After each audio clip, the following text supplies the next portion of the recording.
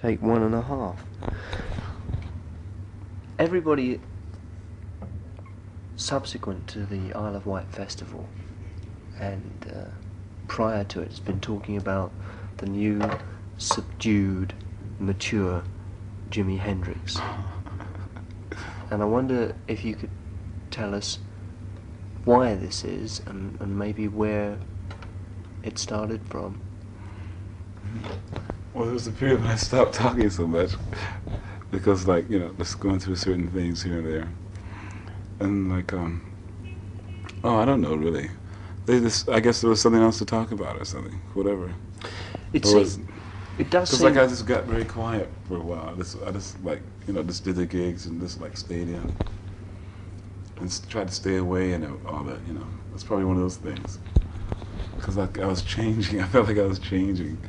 And getting into like heavier music and it was getting unbearable with the 3 pieces, And like I always wanted to expand and all this. But I think I'll go back to the 3 pieces again now. And get another bass player. And I'll probably be loud again. No. But it does appear, doesn't it, I mean, that the days of the baubles and bangles and the freaky hairstyle have all disappeared.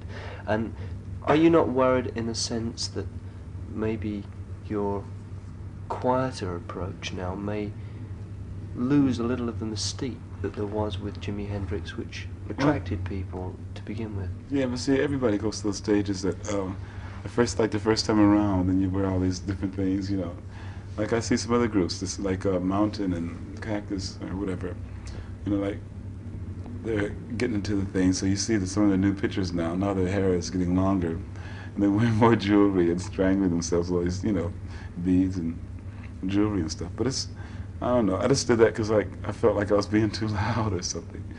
Because my nature just changes, You were quoted in one paper as saying, in fact, that you never wanted to be a visual thing. Well, I don't want it to be basically just only hyped up on all the visual thing. I wanted the people to like listen too. I don't know if they were or not though. After a while, I started getting aware too much of what was going down. Or starting to bring me down a little bit. So I just start cutting my hair and then start rings disappearing one by one. Are you in fact saying that kind of freak thing was really a kind of publicity hype, the Jimi Hendrix?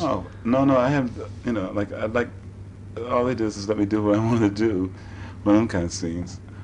Like, one time I said, maybe I should burn a guitar tonight, I really feel, or maybe I should smash a guitar or something like that. And he says, yeah. I said, you really think I should? I said, yeah, that'd be cool. So, okay. So, like, I just work up enough anger as to where I could do it, But, like, I didn't think too much of the hype scene and all that, because, like, I dug, wearing all those different things, It was fun. And I still do, but I don't see very many other people doing it. So, like, it gives me a dumb or a stupid tendency to, like, hold back from my own desires and so forth. For some unknown reason, I don't know. So the anger maybe is dispersed a little? Oh, yeah, that's always happening, though. But, like, I didn't know it was anger until they told me that it was. Like with destruction and all that. But I believe everybody should have, like, a room where they can get rid of all their, all their releases, where they can do the releases at. So my room was a stage. No. Now, what is going to happen now? I mean, you apparently from the Isle of Wight festival, you were quoted as saying prior to the Isle of Wight that if it really happened big for you, you'd carry on for a while. Were you satisfied with the results of the Isle of Wight? Well, there's some mixed up there, and at times I get so confused that like I don't get a chance to really base any of my future on that one gig, except when I play God Bless the Queen. If you know what I mean. But like, I don't know. I couldn't base my whole thing on what I'm going to do after that, by just that one job there. I was probably happy just to play there, And I was wondering if we was going to be receptive, if they was going to dig us, then quite naturally I'd go on and try to get it together. Now, Billy Cox has split. Yeah. So you're going to, whatever happens, you've got to find a new bass player, is that correct? Yeah. Yeah, I guess so. Oh, that's that damn maid. Wait a minute. So, do you intend to form another small unit, or are you hoping to get something bigger together for I really don't know. I think I'll get another small one together, I guess. It's really hard to decide, you know. I like to have both if I could. Like use one for touring, and then sometimes I could do another tour with a big one, you know, whatever. Now again, you were quoted in one paper as saying that you wanted to do less personal appearances. Yeah, right. And then I think it'll count more if we did less, you know, personal appearances. We're trying to get a tour of England together now, but like, that's definitely going to call for another bass player, you know. And, do you personally feel that the excitement has gone out of things? I mean, no, I was feeling like that before because I was thinking too fast, you know. Seems like, you know, a person has a tendency to get bored because, like, he always wants to try to do all these accomplishments, you know. Like starting an idea, something like that, and never quite finishing it out, you know. But some people should just be, you know, to start ideas, and other ones should carry them out. But, like, I don't know. It's really hard to say right now. It's whatever happens. I can feel like we could do tours with a small group again, you know, with another bass player. I'd probably get very wild though and wrapped up in the other scene again, you know, like with the hair and so forth, or the visuals probably. But it's all you know, it's really hard to know what people want around here sometimes. All I'm gonna do is just go on and do what I feel. But like right now, I can't feel anything right now because like there's a few things that's just happened, you know. And so like I just have to like lay back and think about it all. do you feel any kind of compulsion to prove yourself as King Guitar, which is the kind of label that people have slapped on you? I know. Well, I was just playing loud. That's the only difference. No, I don't try to fight that. I mean, I don't try to really let that bother me, because they say a lot of things about people that if they let it bother them, they wouldn't even be around today, you know. King Guitar and all that. Wow, that's a bit heavy. Who are the people that? I mean, you've already expressed appreciation in one paper of Pink Floyd. What are the things that you admire about Pink Floyd and the things they're doing? Oh yeah, well they're doing like a different type of music. They're doing more of like a space type of thing. I mean, inner space. It seems like, you know. And like, you know, technically, you know, they're getting electronics and all this. Right. Yeah, they do like a space type of thing, like an inner space type of thing, and you know, sometimes you have to lay back by yourself and appreciate them, you know. That's the type of music they're into. It's good. But like, I think I'd want to make mine a little more easier with a better, you know, with a solid beat, probably. Mm-hmm. More beat. You seem torn between the idea of getting together a big band in which you can step back, and a smaller unit, a kind of rock and roll thing, where you can project your own musical thing. Is that a real problem for you? I don't know. I think thinking about the rock and roll thing so much is, well, everybody goes through that. It's the idea of thinking they might lose friends, so they might want to get back, you know, together. It's something similar to that, only with probably even a better beat and, you know, more music.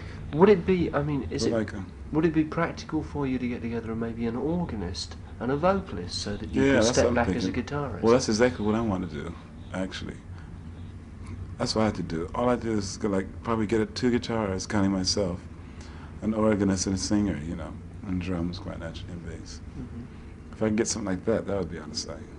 I remember talking to Alvin Lee of 10 Years After some weeks ago, and he said of you, in fact, that you'd never really been truly appreciated or analysed as a songwriter. Do you feel that maybe your image got in the way of that to an extent? I mean, do you feel that you've never really been truly criticised as a songwriter? Well, probably it was a good thing because I'm still trying to get that together. You know, all I'm writing is just what I feel, that's all. And not really using too many good, you know, I don't really round it off too good. You know, I just keep it almost naked, almost, you know. And like, probably, you know, the words were so blank and everything that they probably didn't want to get into that. And like when we go to play, you know, you're flipping around and flashing around and everything, and then they're not going to see nothing but what their eyes see, you know. Forget about their ears. So like, well, I was trying to do too many things at the same time, which is my nature, you know. But I was enjoying it, and I still do enjoy it. I mean, by just thinking about it, you know. But there again, I mean, I just hate to be in one corner. I'd hate to be put as only a guitar player, or either only as a songwriter, or only as a tap dancer, or something like this. You know, I like to move, or you know, I like to move around. Is it important for you to achieve recognition as a songwriter? I don't know really. I guess it would be if I wanted to just lay back and predominantly write songs when I can't go on stage anymore. You were quoted in one paper as saying that you didn't really care what you did as long as you turned people on. Yeah. Right? Now, what do you want to turn people on to, apart from your music? Is there any moral or political intent in the kind of things you want to write? Oh no, I like for them to get easier in the mind a little bit, because there's too many heavy songs out nowadays. Music is getting, you know, or at least it has been getting too heavy, like, you know, almost to the state of unbearable, you know. I have this one little saying, when things get too heavy, just call me helium, the lightest known gas to man. But then again... So where are your inspirations for songs coming at the present time, then? Where are you turning to for your directions as a writer? From my just recent experiences, what I try to do is like look at the totality of that and give them the other half. You know, first of all, you have the one half, and then the second half, the solution, or whatever it might be, which is the second. First of all, you have the experience, and then you have the use of it all, you know. And like, I was just trying to go through a lot of changes, and I could write the nice parts about it, you know. But right now, it's taking a while. Do you feel at all concerned that, I mean, you have been quoted as saying in the past that music will, the next... Should be classic. No, the next wheel, as it were, the next circle of music, that we're now at an end of something, and the next stage of music, popular music, will change the world. Now, do you really believe that, or do you believe that music is a reflection of the world? Yeah, well, it's always a reflection. But like, if they see, then well, the reflection of the world is like blues. That's where the music. That's where that part of the music is at. But then you got this other kind of music that's trying to come around. It's not sunshine music necessarily. It's, you know, but it's like a more easier type of thing, with less words, you know, and more meaning to it, you know. And you don't have to be singing about love all the time in order to give love to the people. You know, you don't have to keep flashing those words, love, all the time. But I don't know. I mean, I was just feeling all nice and enthusiastic when I said that. Right now, I can't take back on that because it's a nice thought. I think there's no reason why I couldn't. It was organized like a... Do you want to do that personally, though? I mean, do you like want to change the world? Well, I like to take part in it, changing reality, probably. Not What the are way the I know it necessarily, but the way that it'll get along a little better, as if we're old and young don't clash so much together. What are the things that you would like to see changed? Oh, I don't know. More color in the streets, probably. I mean, you know. And I really don't know. Whatever happens, it should have a chance to be like brought into the open. If there's a new idea or a new invention or a new gas or a new whatever, you know, or a new idea of thinking, it should be brought at least into the open, you know, and be respected as being new, and probably a decent change or a help for the, you know, like the human race or whatever. Instead of keep carrying these same old burdens around with you. And you have to be a freak in order to be different, you know. And even freaks, they're very prejudiced. You have to have your hair long and talk in a certain way in order to be with them, you know.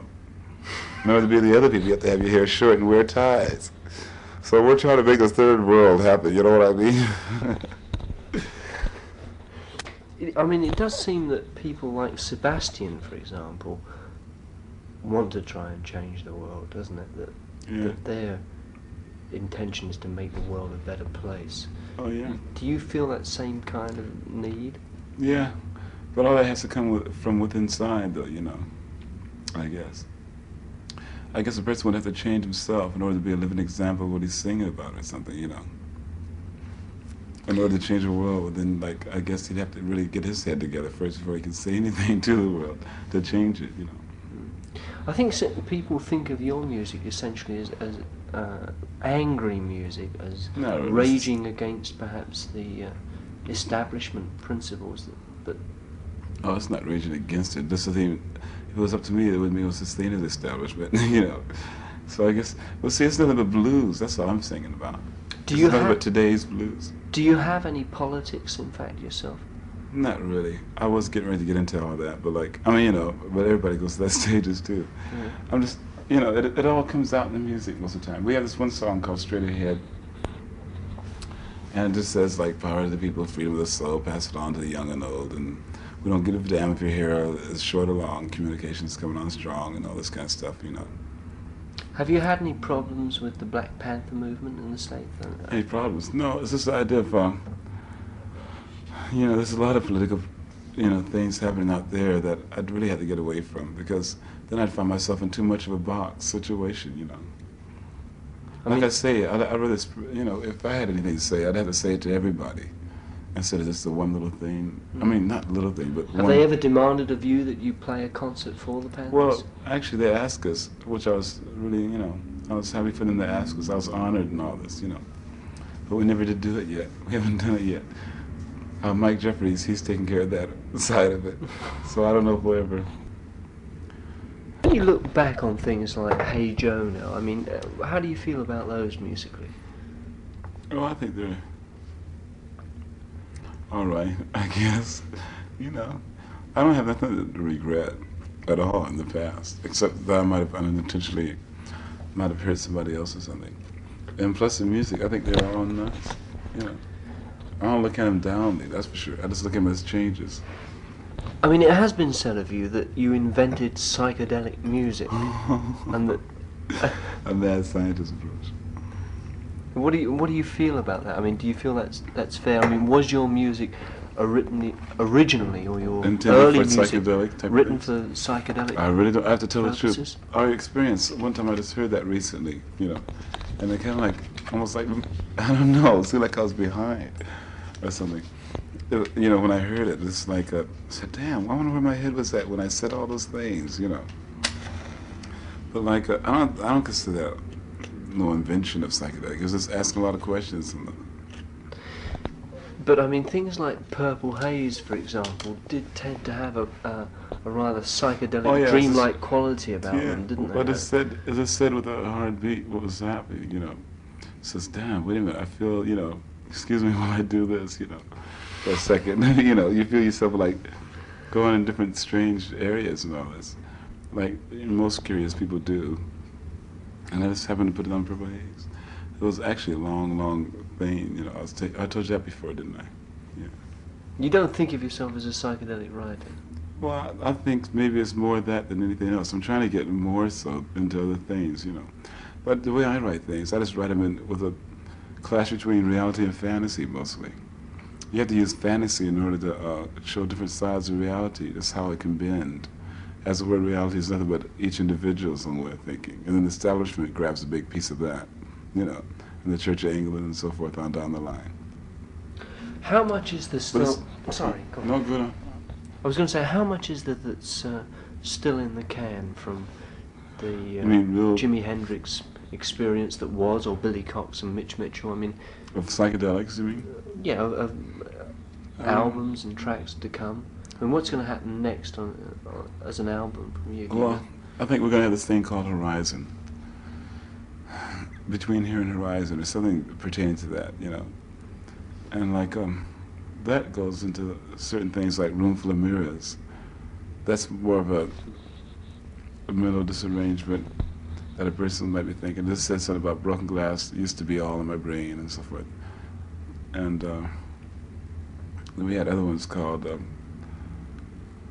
well, I told you about that. Oh, we have this other one called Astral Man. It says something about talking about living in peace of mind. Well, Astral Man will leave you in pieces, and so forth and so on. And the valleys of Neptune are rising. But all these are psychedelic. I don't even know what that word means, really. It's, what is it? It's like what you say one thing and mean another. You mean something like that, or you can get about 3 different meanings out of one thing. You mean? Is that what that's at? Well, I think psychedelic to most people has connotations with LSD. Oh, you mean strictly LSD? You mean with that type of consciousness? Yeah, with dream. Oh, right. Oh, yeah. Well, you have to give them a little bit to dream on, because so they can hear it over again, because they might be in a different mood. Well, dreams come from different moods, you know. And so it's nothing but moody. moody, you know.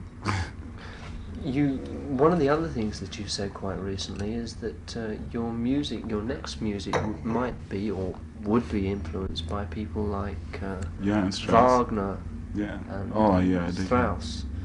Yeah. I mean, well, I think the way things are going right now, materially, that's going to take time. But like spiritually and, you know, and in the head and all this, it's always there, and it gets better and better all the time. One of these days, I'll just finally release all that out, you know. But like the way things have been going lately, I think it's gonna take a little more time. We have this one little bolero type of thing.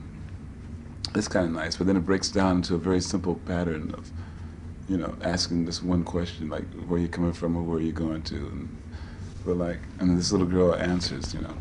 But like it's not really into the really big mass movement music that I want to do, you know. do you want to get involved in symphonies and sort of symphony orchestras and that kind of thing? Yeah, I really, you know, but I have to get involved in my own kind of way because I always want to respect my own judgments of different things, you know. So therefore I have to respect my own timing of getting those. When I finally do get into it, the whole world's going to know about it. I mean, that's really along the lines of mixed media. Yeah, right. Now, that's it. Well, that's more universal than this pertains to this one little thing, isn't it? But the drawback people have said about mixed media is that the people who you're mixing your medias with tend not to be able to relate to you. I mean, although you go halfway to them with your music, they won't go halfway to you. That is the classical musicians. Oh, I see what you mean. Well, I don't plan to make it that stiff. I planned if I had the proper timing, that it'd be just like what every step is, the you know, mixture of the past and the future, like, you know what I mean? Yeah. Well, that's the way all music is anyway. I mean, but I mean technically, but you know what I mean. I don't plan this to go out there with a 90-piece orchestra and play 2.5 hours of classical music. I don't plan that at all. I plan for both those things to be used, rock and classic. Without even knowing that it's rock and classic, with it being a whole nother thing. Then. You've talked quite a bit about audio-visual importance too, about the importance of having a film with your music. Now, are you thinking in terms of the days when we can fit a cassette into the side of our television and play music and a film together, or I mean? Plus, I'm thinking about days when finally people will be able to. A lot of people are making more money than they ever have nowadays. So that when they get their flat, they always find themselves open with an extra room. So like this whole room can be like a total audio-visual environment type of thing. Like you go in there and you just lay back, and the whole thing just blossoms out with this color and sound type of scene, you know. Well, it's like a destruction room where you go in, or it's just like a tea room where you go and have tea. You can go in here and just like jingle out your nerves or something, you know. And like, well, that goes with a cassette. Yeah, it goes in with the cassette, you know. You put in your favorite star, and all of a sudden this music and the audio, the visual scene comes on. And plus on stage, if we ever did any more stage things with this new band, with this new thing, it would definitely have to be, audio visual. And then plus, it'd probably only be about 5,000 people at performance, because we like to get this geodesic dome and like have the whole thing just laid out perfect. It'd probably take a week, when you come in town, like on a train or something. It'll be traveled by train, and then you take about a day or two, or about 3 days to set the whole thing up. And then you get performance in the next 3 days or something, of just a handfuls of people coming in, And I think that'll be done, because then you can work, then everybody get more effect from it, instead of putting a big block screen behind you. Now, what about the subject of festivals now? Do you think the Isle of Wight is, as some people have said, the last of the big festivals? I don't know why they're always trying to kill the festivals, really. Unless they're going to keep putting them on like they always are. The Isle of Wight was great, people milling about, digging each other, especially with it being the Isle of Wight, without so many mixtures of different countries, And the only static you're going to get from festivals is from the, not from the people themselves, but from the other people that can't understand the idea of mixing so many different people together, under the name of music, peace, and love. And so, because this is completely different than the World War II setup, And in the World War II, all these countries were completely against each other almost, completely opposite. Now we're getting them all together through the idea of music, But it does appear, doesn't it, that a very militant faction is now, a politically motivated faction has got involved in these festivals, like the French Maoists. With any new civilization you try to, you know, that you might find yourself involved in, or you might see growing, with any new civilization, they have to have their own officers and beliefs and governments and all that. So it's not all that political. Not really. You know, you just take the best from all, you know, from all politics or all religions or all countries. You just do the best with that, and then you. In the meantime, we're just forced to be gathered in pastures right now, you know. Yeah. But I mean, these people that turned up at the Isle of Wight festival and demanded that the music be free and that the festival. Oh be yeah, free. well they learned that from the papers. They learned all that from the papers. They don't. How come they don't do that with Monterey? They didn't do all that kind of mess with Monterey. See, festivals shouldn't worry about getting so many people. It's a big ego trip now. 500,000 people came. Oh, wow, that's great. Well, with the 500,000, that's way larger than the average city, for instance, in England. And every city in the world always has a gang, a street gang, or the so-called the outcast, you know. So you're going to get that with 500,000 people. That's a city right there, you know. So you're going to have gate crashers. You know, you're going to have the other side of everything. Well, it's up to the people. If they really want to keep it going, they'll keep it going.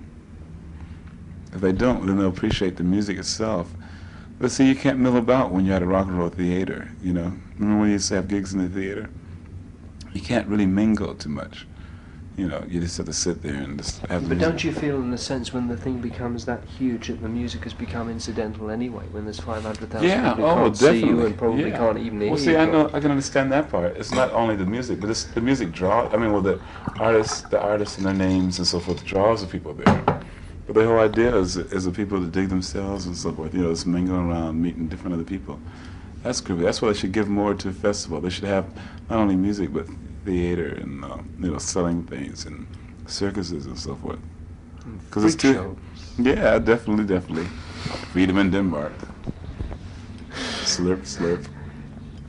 Now, what about the prices of admission at concerts? Because I see that you previously expressed concern about the charges that kids were being taken for to see your concerts in the States, but at the same time, most of your concerts in the States I thought were self-promoted, and I would have thought that you could control the prices yourself.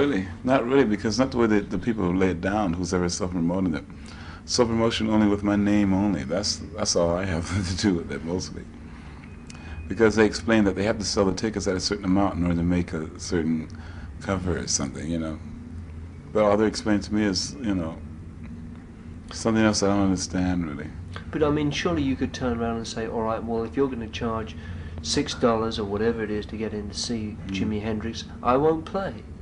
Yeah, I could do all that too, but see, there's contracts now that you sign sometimes, and commitments you make, and regardless of how much they charge, sometimes you don't even get a chance to look into all of that. All you can do is express your opinions about it, and hope the next time it'll be better, you know. Like, I think that's why they're arranging a tour in England. That's why they're taking so long in doing that, is because they get the prices at least at a compromising, you know, between us and the promoters. What would you say? So hard. I mean, what would you say would be a reasonable fee for you to do a concert before, shall we say, 10,000 people, for example? How much would I get paid, or how much would the tickets cost me? Well, how much would you consider to be a reasonable fee for you and your band if it was a three-piece band? For 10,000 people? Oh, I don't know. It's pretty hard to say that, but I could say how much maybe the people should pay to get in, maybe. Well, how much would you Say about $1.50, I guess. Which in terms of English money would mean what? $1.50 is... About 7 and 6? Yeah, I think so. 6 and 6. Mm-hmm. How much do they pay around here? Yeah. How much do they pay about here when they go to concerts here? Well, I think it just depends on where you're sitting, you know. I mean, that's All right. the other thing. Well, what's the highest they ever go? Do they ever Well, get it to can go 12? up to £2 or £3. Oh, well, that's silly.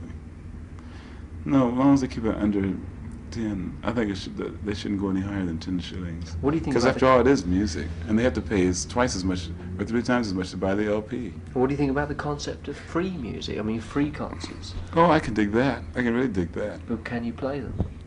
We should be able to. There's no reason why we shouldn't. We should only collect enough as well we can pay the expenses from the last town to the next town. You know, do one kind of things because we have time. You know, this There's no big rush. But see, sometimes the music people, I mean, that's the other end of the business. You know, they put you into these big rush things. That's where you don't get a chance to even reply to all that. But we could do. There's no reason why we can't do free concerts here. But like, we would, you know, we would blow a lot of money if we had to pay for everything, like the theater. If we can get enough money as where we could like have the people all together pay for the theater and our fare and our hotel, to the, you know, I mean, just expenses. That's all they would have to pay. So the tickets would really drop down in price. So it would actually be free. It'd be a donation, like. Do you feel personally that you've got enough money now to live comfortably without necessarily making more money as a sort of professional entertainer? I don't think so. Not the way I'd like to live. Because like I want to get up in the morning and just roll over in my bed into an indoor swimming pool and then swim to the breakfast table, you know, come up for air and get up maybe a drink of orange juice or something like that. Then just flop over from the chair into the swimming pool and swim into the bathroom and, you know, go and shave and whatever. You don't want to live just comfortably, you want to live luxuriously. No, is that luxurious? I was thinking about a tent, maybe, overhanging a mountain stream.